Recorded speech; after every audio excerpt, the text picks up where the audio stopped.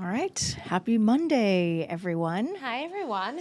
Yes. Feeling much, much, much, much, much warmer than Thank goodness. it did this weekend because Yeah. that was insane. It was insane. And Terrible. I felt like I couldn't leave my house. I'm sure you Oh felt my the same gosh. way.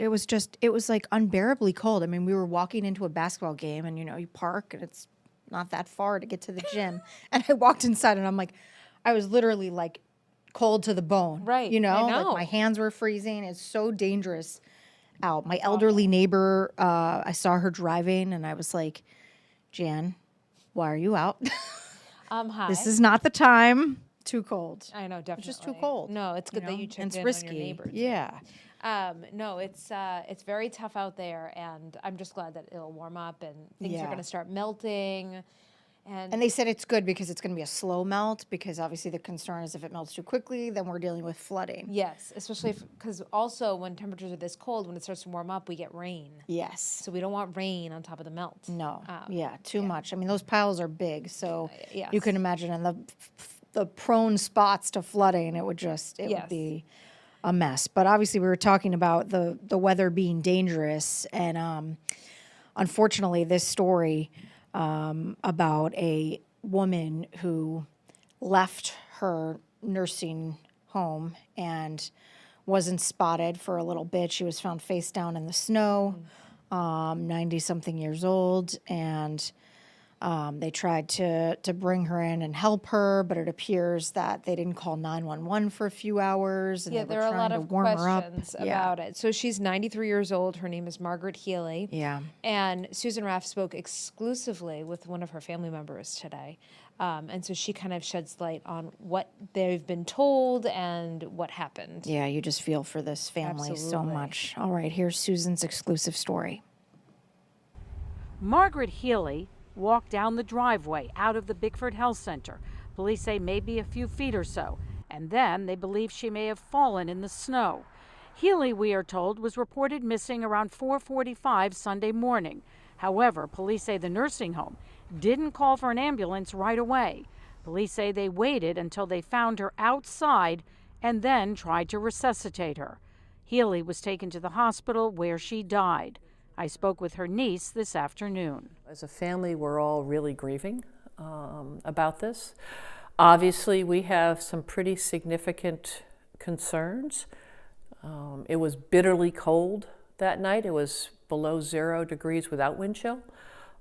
She was out in her pajamas and pair of sneakers. It isn't, 10 minutes, 15 minutes, she's in hypothermia. So we have a lot of questions. It appears that they brought her in from the outdoors when she was face down in the snowbank. And they began warming techniques with blankets and that sort of thing. Probably, I would imagine, trying to bring her body temperature back up. She did not make it, unfortunately. And by the time we were called, there was a pronouncement at 6:46. Police say they have many questions as well.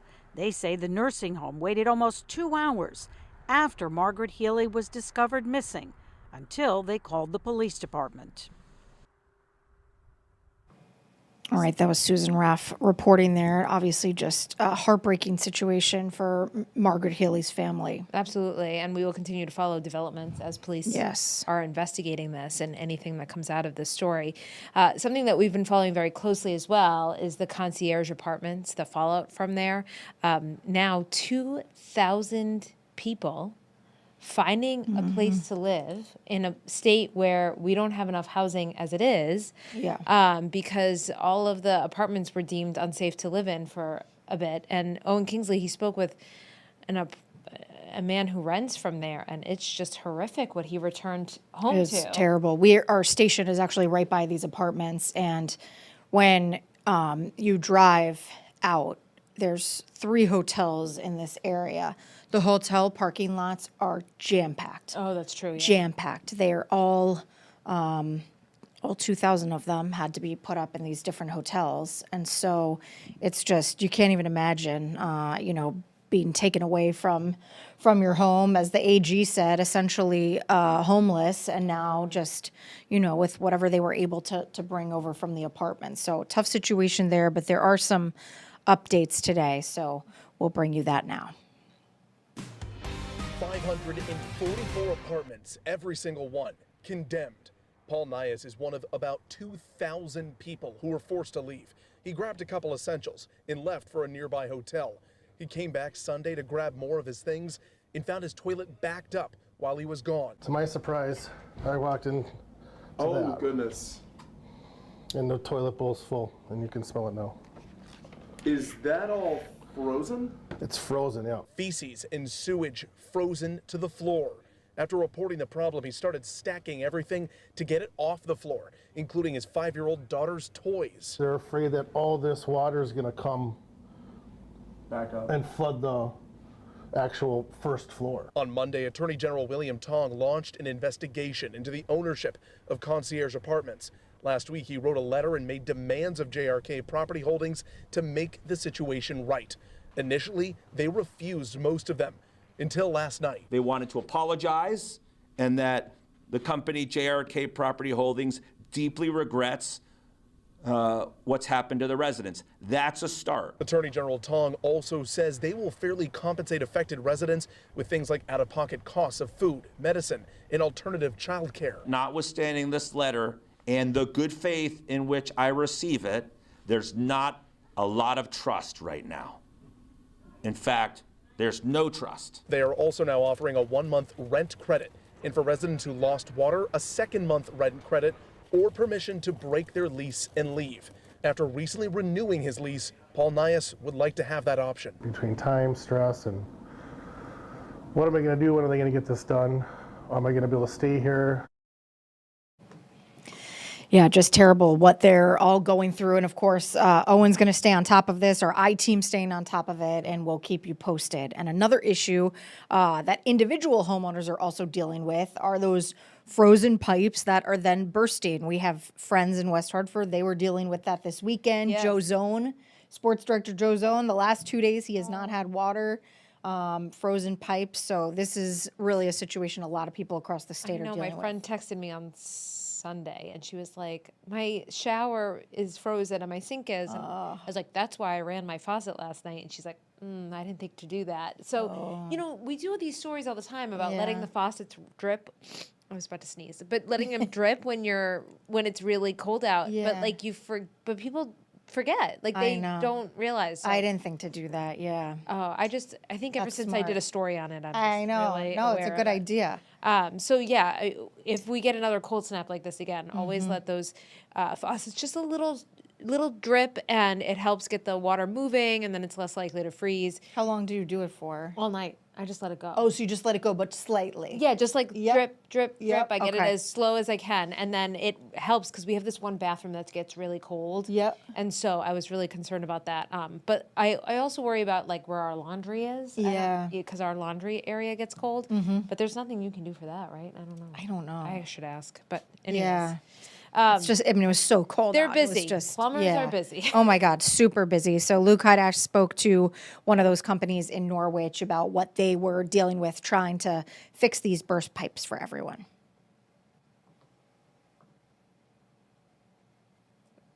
Oh, there we go. This is it.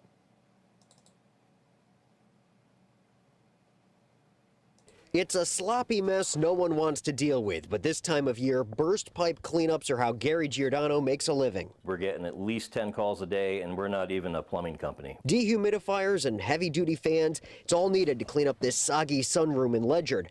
This sliver-sized slit in the copper pipe is to blame. We are having to turn people away. We're only able to keep up with a certain number of calls. I am referring my competition. The competitors are also scrambling right now, trying to keep up. The restoration handles the aftermath. Plumbers like Ernie Salato work to get the heat back on and repair the pipe. And a lot of times with the heating goes, the pipe slushes first and then doesn't get the circulation it needs and then leads to a break. Without circulation, a house just doesn't freeze overnight. They recommend opening cabinet doors, letting your faucets trickle, checking for drafty doors and windows, and raising the thermostat to avoid problems. You need 24 hours of below 32 degrees to have a house freeze because the house retains its heat. Outside the house, ice dams are keeping Giordano's crew busy as well. He says breaking those up can prevent other issues. All right, so a lot of weather woes, I to say know. the very least. I know. Well, like we said, we're going to be thawing out this week, so that's Yes. And a good thing to have inside when you're thawing out is good. Pizza. yes. Yes. We It's love National Pizza Day, everyone. Yes, it is. So whether Heck it's yeah. Pet Bees, Modern, or just your local spot, go out, grab a slice because why not? Because pizza's delicious any time of the year, and you already ate a lot yesterday when you were watching the Super Bowl, so just let that eating binge continue. And National Pizza Day is kind of every day, so it just is going to extend. But I thought this was cool, and I haven't been there, but the New Haven Museum has the Pronounced a Beats exhibit, talking about the history of pizza, and so that's something really cool. You can go get a slice of pizza in New Haven and also check out the exhibit. I know. I love seeing some of these old clippings and like the original menu from Pepe's. I know. And you recognize like the oven, the brick oven. So, yeah, just don't go hungry. Make sure you eat your pizza, then go to the exhibit. That's very good advice. Yeah, it's like going to the grocery store. You can't I go to the know, grocery store hungry. Do lunch at 12 and then go to the museum after. That's right. Perfect. Exactly.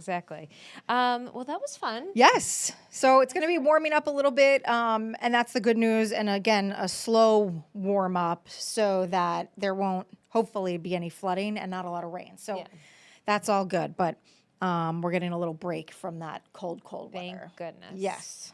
So I will join you at 10 o'clock, and then, of course, you'll see Aaron and Mark at 11. Yes. And you can stay warm while you're watching us. Absolutely.